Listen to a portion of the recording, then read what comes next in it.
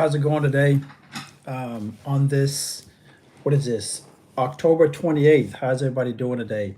I decided to come on. I always come on and talk about real estate investing, how I was able to get to financial freedom. And believe it or not, you can do the same thing. Don't think that you can't because it just takes the time out to learn some information. And that's what you have to do. And then actually take action. Because most people, they get a lot of information, but then they don't do anything with it. And I just remember, I'm just speaking on my situation that I was willing to do whatever I could legally and morally to get ahead financially because this is stuff that they don't teach us in school, right? They don't teach us this in our education system. They lack this information. But as I started to get older, I started to realize that's done on purpose. That's not done by accident. Um, and I knew early on, especially when I got out of college and started to get in the workforce, and I started to see this grind that I had. You know, I had a family to take care of. I had two kids and my wife. Had responsibilities like bills and stuff. I just bought me a brand new $75,000 home. I bought a brand new car. Then I had my second child born. I had another car I had to get because my family was expanding. And I was like, you know what? I don't mind all this. But I started to realize the money that I had coming in working for somebody and working at corporate America, it just wasn't sitting well. It just seems like I was constantly struggling financially trying to make ends meet. And I remember deciding, you know what, I'm going to make some changes in my life. I have to because being broke just wasn't comfortable. You know, I remember providing for my family, and it was just such a struggle. It was so hard, and I had more month at the end of my money, and it just didn't work. And that's when I decided, you know what, I got to make some changes out here. And I'll just never forget. I had already had it on the back burner to do real estate, um, and I always wanted to do it. You know, it sounded cool, but I just knew at a young age, not even with my parents teaching me, because I didn't learn this from my parents. I was just watching others that I knew this real estate worked. I just needed to figure out how to get in the game. And I'll just never forget, I started hanging around people that were successful because that's the key. You have to hang around people that are successful in order for you to even get an idea and a thought process about this. Because if I didn't hang around those people and I didn't get that exposure, then how was I supposed to get to that level? And I just try to show people out here, you can be able to do it. Get around the right people, and I guarantee you, you'll have success as long as you stick with it. Elizabeth Short says, "Well, happy birthday, Elizabeth Short. Happy birthday, and congratulations."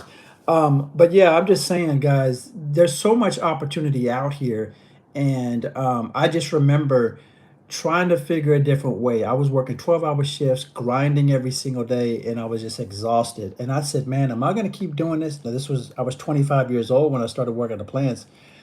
I'll never forget. I said, "Man, am I going to keep doing this for the rest of my life? I can't believe I'm going to be doing this for the rest of my life." And I remember there were some old timers there at the plants, and they were about to retire.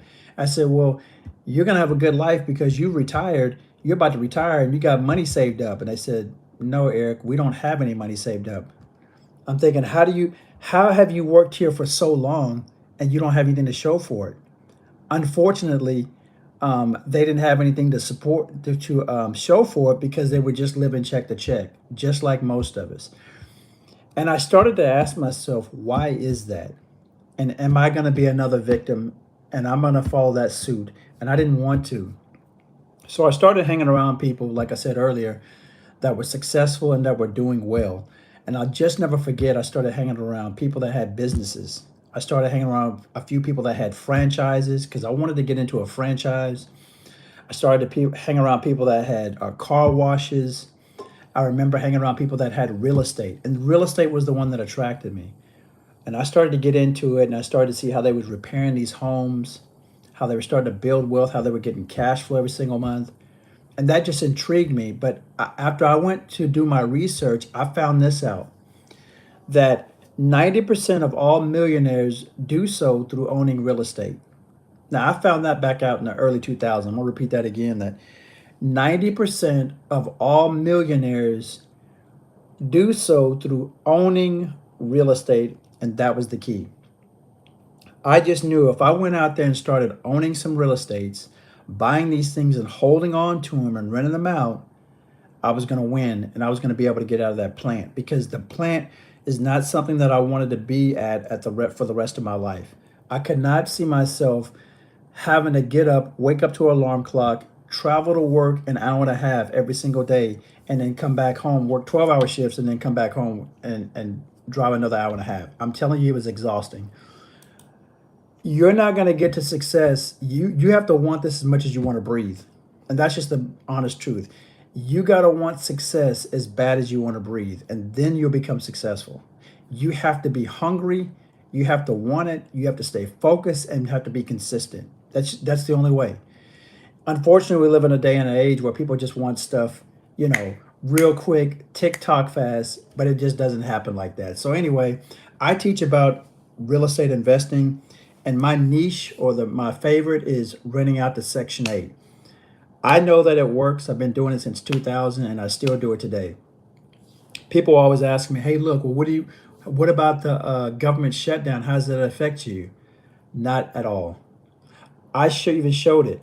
I got paid on October 1st through all my properties. Okay.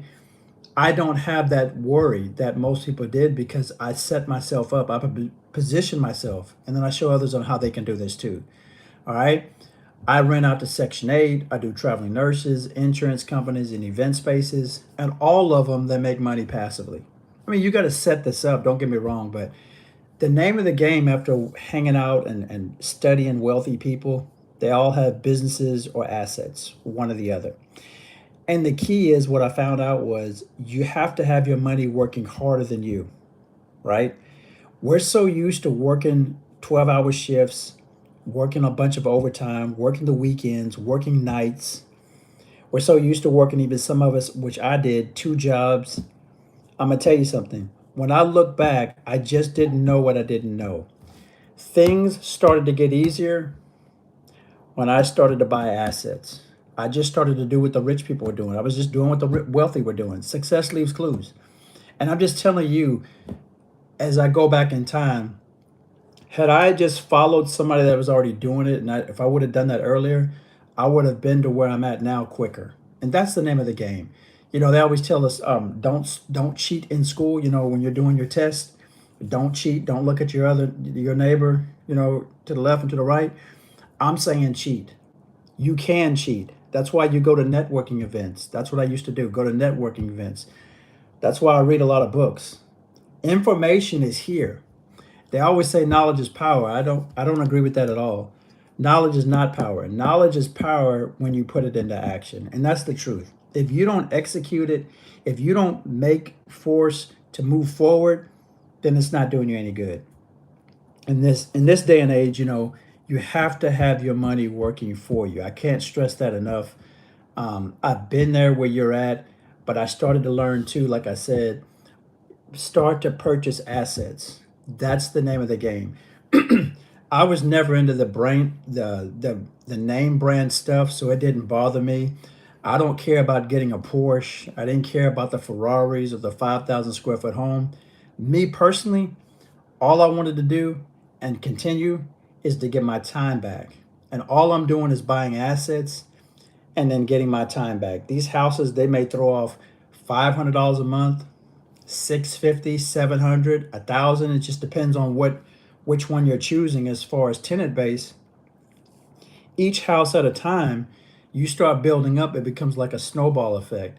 Next, one thing you got $2,000 a month, and the next thing you got four, then you got 15, then you got 25. The next thing you know, you can easily leave corporate America. Easily. But you have to want it bad enough. You have to say, you know what? I'm sick and tired of being sick and tired, and I want this as much as I can breathe. And when you get to that point, then things will start to change for you, because until then, you're just going to remain in your situation. I always tell people, if you don't change your situation, you're choosing it. And it's the truth. If you don't change your situation, you are simply choosing it. And nobody's going to come here to save us. It's only up to us. It's only up to you. Every single time I used to look in the mirror, I used to say, you know what? I'm going to make a change. It's only up to me. It's not to my president. It's not up to my corporate America job. It's not up to my friends or family. It's really up to me. And something else I want to give you some encouragement on is just be careful who you hang around, right? The groups that you hang around and your surrounding, because they can impact you. They can impact you negatively or they can impact you positively. Okay. And I got to learn that a long time ago. It's like, how am I going to listen to somebody that doesn't do real estate? Right. I can't listen to a coworker about building my dreams. And it's not nothing against a coworker. It's just that a lot of people, when they're working at corporate America, that's all they know is one stream of income. They're not exposed to anything. They don't go out to networking events. It wasn't until I started to expose myself to people that were successful, then I could speak upon it and then we're thinking like minded. That's the key. But it wasn't until I started getting into networking groups and talking to people that were already successful, that's what gave me that connection. All right. And then I started getting more information. They started giving me tips and strategies, and I started implementing. It took me a long time to figure this stuff out. So I just come out and say, man, you can get to financial freedom. It's nothing that you can't do. You just have to really put your mind to it, stay focused, be consistent, and you too can get into real estate and be successful. It's truly just up to you. All right, I'll see you in the next live.